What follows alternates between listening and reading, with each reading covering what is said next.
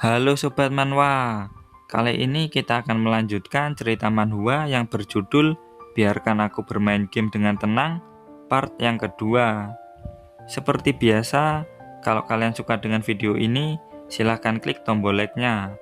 Dan jika kalian suka dengan channel ini, silahkan subrek aja. Kalau enggak, siap-siap ditendang sama Jing An. Dan tanpa basa-basi lagi, ayo langsung kita gaskan ke ceritanya. Di manhwa period.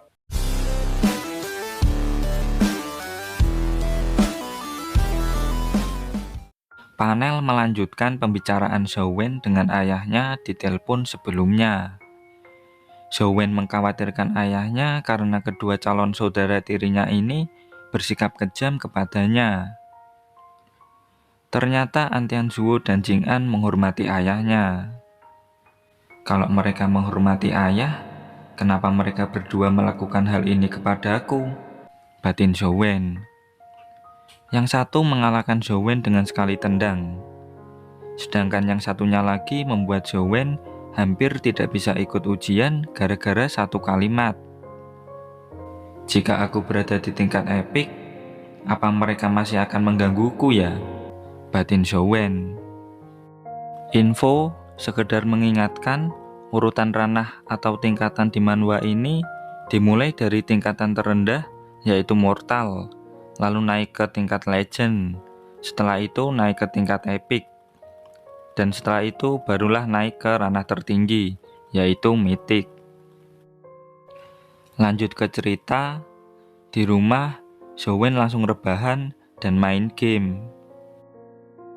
Akhir-akhir ini di dalam game, Zhou-wen grinding melawan Mighty An mutan merah. Selama dia melawannya, yang ngedrop skill vitality cuma satu. Sedangkan yang lain polosan, alias tidak ngedrop apapun. Kemudian ada satu semut yang ngedrop item. Apaan tuh? Telur cecak, kata Zhou-wen. Ternyata itu adalah sebuah telur beast pendamping. Dari info yang diketahui sama Zhou-wen, sangat jarang ada monster mortal yang ngedrop telur beast pendamping. Biasanya monster tingkat legendary ke atas yang ngedrop telur beast pendamping. Tak lama kemudian telur semut itu menetas. Lalu terdengar suara-suara aneh yang mengatakan akan bersumpah setia sampai mati. Suara buaya darat kah? Batin Zhou-wen. Kemudian Zhou-wen merasa sangat kesakitan. Bangun-bangun kepalanya sakit, dan di tangannya muncul sebuah simbol. Lalu dia mengecek HP saktinya. Terlihat monster beast pendampingnya adalah mutan Mighty An yang berada di tingkat mortal. Lalu Zhou-wen menutup gorden dan mencoba untuk mensummon monster tersebut. Dia mulai fokus dan di tangannya muncul sebuah sarung tangan. Ini adalah perubahan wujud dari beast pendamping miliknya. Karena tidak mungkin untuk mengetes kekuatan si monster di dalam rumah, akhirnya Zhou-wen memutuskan untuk melihat penampilannya saja. Dan muncullah monster semut besar dengan tampang preman. Zhou-wen merasa kecewa karena di game penampilan monster ini cukup lucu. Tapi di kenyataan, monster ini malah kayak preman. Keesokan harinya, Zhou-wen diajak Pak Guru ke tempatnya Li Xuan. Pak Guru mengingatkan kalau Li Xuan itu karakter yang sombong. Jadi jangan baper. Fokus saja untuk ikut ujian, kata Pak Guru. Siap, kata Zhou-wen. Tak lama kemudian mereka sampai ke tempat Li Xuan. Setelah diarahkan pelayan, Pak Guru langsung masuk ke ruangannya Li Xuan. Li Xuan langsung mengajak Pak Guru untuk minum-minum bersamanya. Tapi Pak Guru menolak dan langsung memperkenalkan Zhou-wen kepadanya. Pak Guru menjelaskan kalau Zhou-wen sangat kuat dan bisa membantu untuk mendapatkan skor yang tinggi. Li Xuan bilang kalau Pak Guru tidak perlu khawatir, Tidak akan ada masalah untuk mendapatkan nilai tertinggi, katanya. Setelah itu Pak Guru langsung pamit untuk kembali ke SMA Gwide karena akan ada kelas. Sebelum pergi, Pak Guru berkata kepada Zhou-wen kalau mulai sekarang dia akan menginap di sini dan mengakrabkan diri dengan Li Xuan sampai ujian berakhir. Iya, terima kasih Pak Guru, kata Zhou-wen. Jadi kau ya, si jenius nomor 1 di SMA Gwide, kata Li Xuan. Zhou-wen membalas kalau itu hanya rumor yang dibesar-besarkan. Tentu saja, mana ada jenius nomor 1 yang kalah cuma dengan 1 tendangan dari Jing-an, kata Li Xuan. Kau tidak usah repot-repot berlatih bersama kami. Kau cuma perlu mengikutiku dan jangan buat masalah, tambah Li Xuan. Siap bos, kata Zhou-wen. Lalu Li Xuan menawarkan minuman kepada Zhou-wen. Ditambah kalau Zhou-wen bisa menghabiskan 1 botol, maka dia boleh memilih cewek manapun di ruangan itu. Tapi Zhou-wen menolaknya dengan berkata, "Ora bos, makasih."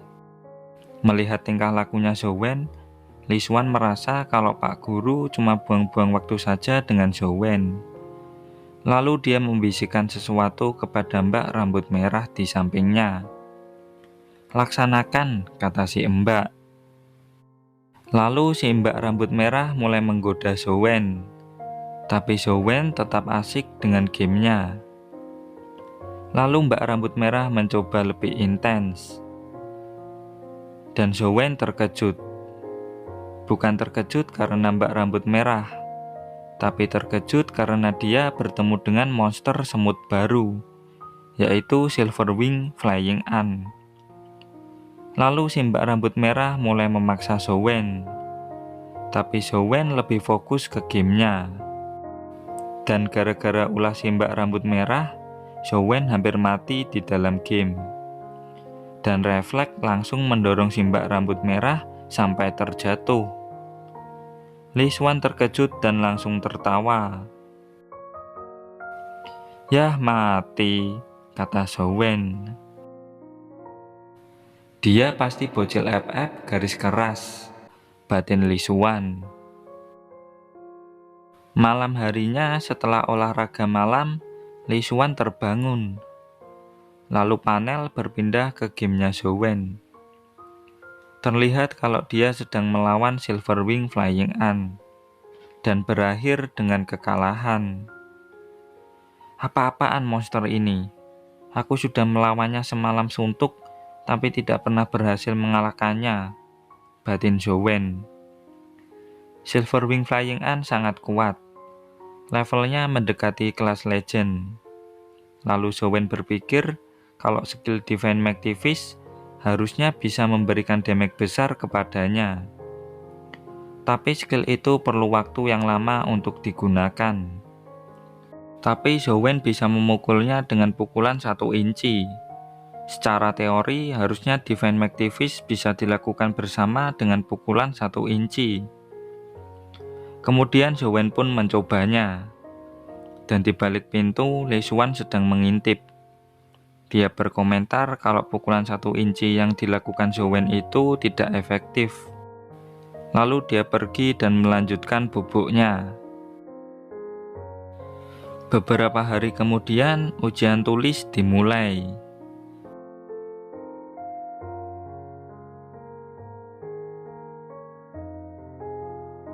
Dan beberapa hari selanjutnya, ujian pertarungan akhirnya dimulai.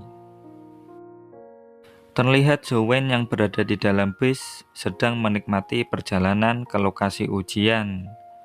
Lalu panel menjelaskan tentang kota tua Gwide. Wilayah ini dikenal dengan area ekstradimensional. Binatang dan tumbuhan yang ada di area ini akan mengalami mutasi. Para tentara menjaga area ini, dan tidak ada yang diizinkan lewat, kecuali bagi mereka yang mempunyai izin. Dan di area inilah ujian pertarungan akan dimulai. Di lokasi ujian, terlihat banyak sekali tentara yang berjaga di sana. Terlihat juga Zhou-Wen yang sedang berjalan di sekitar lokasi ujian sambil menunggu Li Xuan dan anggota lainnya tiba. Lalu di gerbang kota tua Guide, Zhou-Wen melihat simbol aneh. Tiba-tiba HP-nya bergetar. Zhou-Wen kira kalau itu adalah telepon dari ayahnya. Dan ternyata yang bergetar adalah HP sakti miliknya. Muncul sebuah ikon kamera di HP sakti itu. Zhou-Wen heran, kok ada kamera? Lalu dia mencoba untuk mengambil gambar. Tapi ikon kameranya tidak bisa dipencet.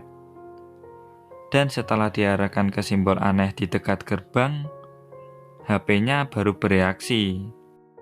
Dan muncul dungeon baru di HP sakti itu. Berhubung lagi gabut gara-gara nungguin Li Xuan, Zhou-Wen pun mencoba dungeonnya. Lalu di dalam dungeon kota tua Guide, Zhou-Wen disambut oleh salah satu anak buahnya Ainz. Ternyata anak buah Ainz yang satu ini tidaklah kuat. Dia berhasil dikalahkan hanya dengan satu pukulan dari Zhou-Wen. Meskipun lebih lemah dari para semut, tidak disangka tulang belulang ini ngedrop kristal skill. Lalu Zhou-Wen menyerapnya dan memperoleh skill Skeleton Palm. Itu adalah skill vitality rank 1 yang menghabiskan satu energi vital untuk menggunakannya. Lalu Zhou-Wen memutuskan untuk masuk ke dungeon lebih dalam lagi dengan mensummon semut premannya.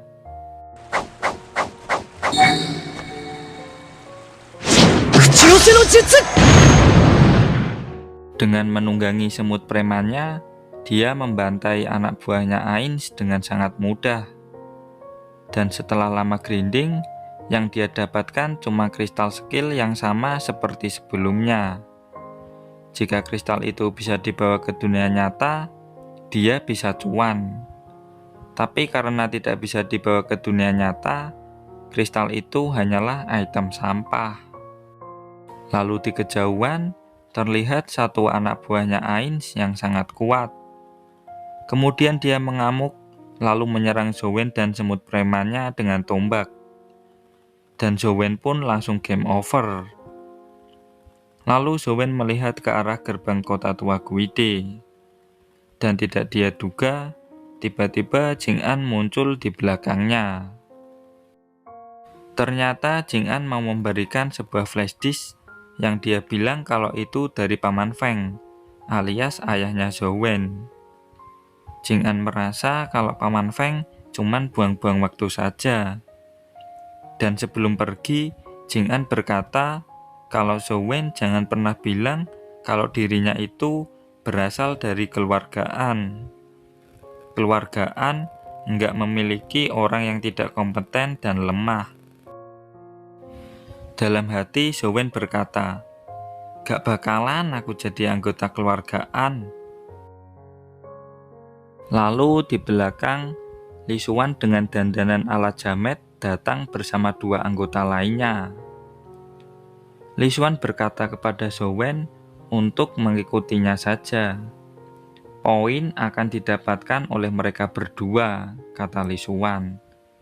Alhamdulillah, batin Zhou-Wen. Lalu salah satu anggota berkata kalau jangan khawatir, aku sendiri saja sudah cukup untuk mendapatkan posisi pertama. Li Xuan terlihat tidak senang dengan perkataan orang itu barusan.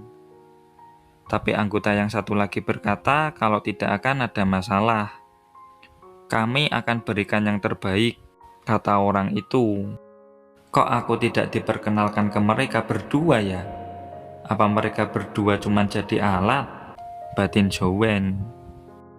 Setelah itu petugas mengumumkan kalau ujian akan dimulai sebentar lagi dan menyuruh mereka semua berkumpul dengan kelompoknya. Lalu terlihat Fang Ruoxi yang sedang berlari dengan anggota tim barunya. Lalu Zhou-Wen memberikan semangat kepadanya. Fang Ruoxi membalas senyuman kepada Zhou Wen. Lalu gerbang dimensi pun dibuka. Kemudian panitia ujian menjelaskan kalau kristal dari Skeleton Soldier akan digunakan sebagai poin, dan peringkat skor akhir akan ditentukan oleh jumlah total kristal yang berhasil mereka kumpulkan. Lalu Zhou Wen berjalan masuk ke dalam gerbang dimensi.